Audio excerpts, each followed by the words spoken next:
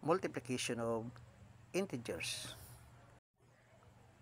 To multiply integers having like signs, multiply the numbers and prefix the positive sign.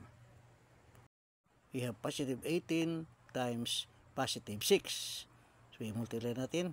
8 times 6, we have 48, carry 4. Then we have 6 times 1, we have 6 plus 4, we have 108.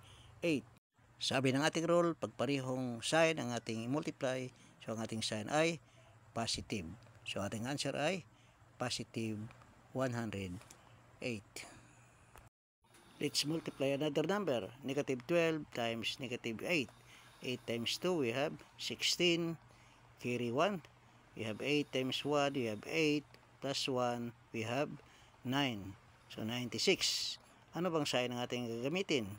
Sabi ng ating rule, like signs, we prefix the positive sign. So parehong negative, kaya positive 96.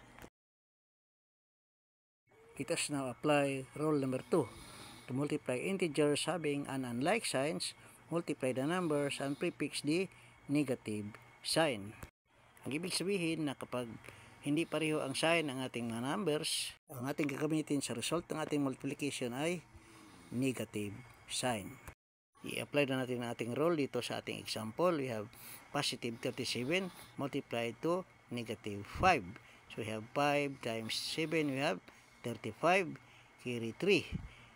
5 times 3, we have 15, plus 3, we have 18. So our answer is 185.